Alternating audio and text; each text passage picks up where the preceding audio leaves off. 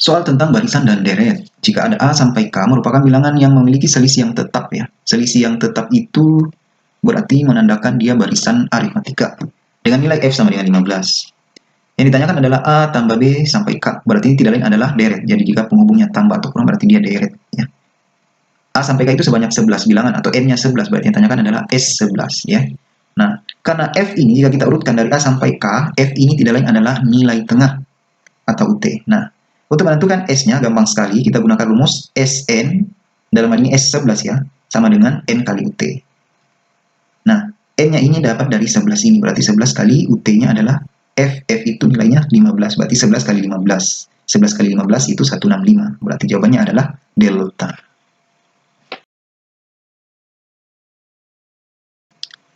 Perhatikan soal, jika dapat soal seperti ini, tentunya pasti ya dikali silang ya. Jadi, yang kita mau cari adalah C per B. Kita selesaikan persamaannya, kita kali silang AD tambah BC per BD sama dengan 16. Kemudian yang ini AD tambah BC per CD sama dengan 36. Nah, ternyata ini sama dengan ini ya. Karena dia sama berarti kita akan samakan per kedua persamaan ini. Tersisa 16 BD akan sama dengan 36 kali CD. D-nya kita coret. Nah, ternyata 16 dengan 36 bisa kita sederhanakan sama-sama bagi 4.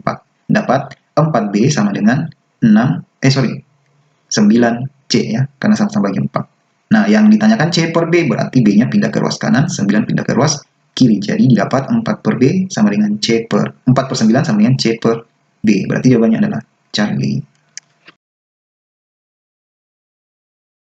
Perhatikan soal.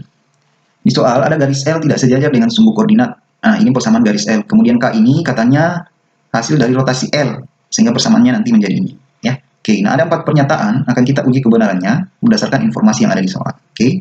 Nah, yang akan dirotasi adalah garis L dengan persamaan Y sama dengan MX. Ini kita akan rotasi dengan pusat 0,0 sebesar 90 derajat. Karena sudut pusatnya positif, berarti nanti dia berlawanan arah putaran jarum jam. Nah, untuk memudahkan rotasi, menentukan hasil rotasinya, kita tidak usah gunakan matriks ya. Kita gunakan sumbu koordinat atau koordinat kartesius ya.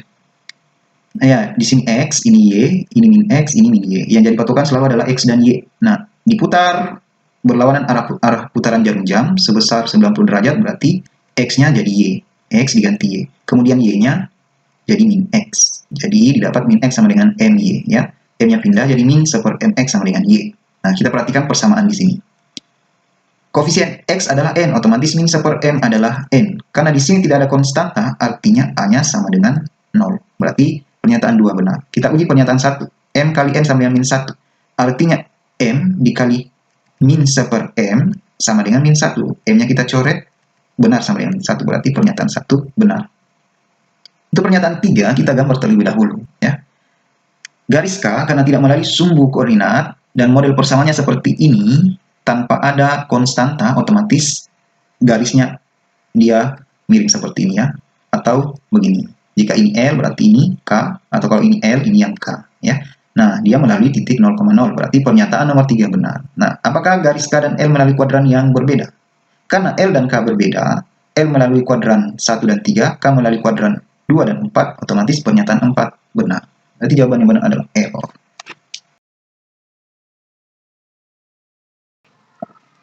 Diketahui segitiga ABC dengan sudut B sama dengan 30 derajat. Nah, kemudian pertanyaan soalnya apakah segitiga ABC ini siku-siku? Diberikan ada 2 pernyataan, 1 dan 2. Dari 2 pernyataan ini, kita akan selidiki apakah cukup untuk menjawab pertanyaan ini. Nah, kita jabarkan keterangan di soal ini ya. Sudut B sama dengan 30 derajat. Nah, jumlah total besar sudut pada segitiga adalah 180. Artinya sudut A tambah sudut B tambah sudut C sama dengan 180. Sudut B-nya itu 30 derajat. Kita ganti. Otomatis sudut A tambah sudut B sama dengan 180 kurang 30, dapat 150 derajat. Kita dapat satu persamaan. Kita selidiki pernyataan 1. Kita eliminasi dengan persamaan pertama ini ya. Hilangkan sudut C-nya berarti kita jumlah ya. Nah, habis sisa 2A sama dengan 170. Kita bagi 2, sudut A-nya 85 derajat. Kemudian kita substitusi boleh persamaan bawah, boleh persamaan atas. Kita substitusi persamaan atas. Artinya 150 dikurangi A. Dapat sudut B-nya 65 derajat. Nah, dari hasil ini sudah bisa menjawab bahwa segitiga ABC bukan siku-siku karena tidak ada sudutnya yang 90 derajat. Artinya pernyataan 1 cukup.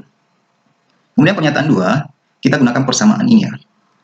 Nah, karena sudut C itu lebih kecil dari sudut A dan jika dijumlahkan hasilnya 150 derajat, ini kita tidak bisa memastikan berapa nilai A dan C sub C-nya ini. Karena ada banyak kemungkinan. Bisa saja 90 tambah 60, atau 100 tambah 50, atau misalnya 110 dengan 40, itu bisa saja. Karena banyak kemungkinan, berarti pernyataan 2 ini tidak cukup untuk menjawab pertanyaan di soal. Jadi jawaban yang tepat adalah alfa. Soal tentang fungsi kuadrat. Diberikan fungsi kuadrat Y sama dengan AX pangkat 2 ditambah 2X tambah 1, di mana A-nya tidak sama dengan 0 ya. Memotong sumbu X di 2 titik berbeda. Oke, memotong sumbu X di 2 titik berbeda, ingat syarat-syarat ini ya. Jika dia memotong sumbu X di 2 titik berbeda, berarti diskriminannya besar 0. Jika dia menyinggung sumbu X, artinya diskriminannya ini seharusnya sama ya, sama dengan 0. Oke. Jika dia tidak memotong dan tidak menyinggung sumbu X, berarti diskriminannya kecil dari, ini kecil ya, kecil dari 0. Nah, karena dia memotong sumbu X di 2 titik berbeda, artinya diskriminannya besar dari 0. D itu B kuadrat kurangi 4AC. Kita samakan dengan persamaan umum, berarti A-nya tetap A, B sama dengan 2, C sama dengan 1. Kita substitusi, dapat 2 kuadrat kurangi 4A kali 1. Dapat 4 kurangi 4A. 4A-nya pindah di luas kanan, dapat 4 besar dari 4A. 4-nya kita coret. Dapat 1 besar A, kita balik A lebih kecil dari 1. Jadi jawabannya adalah alfa.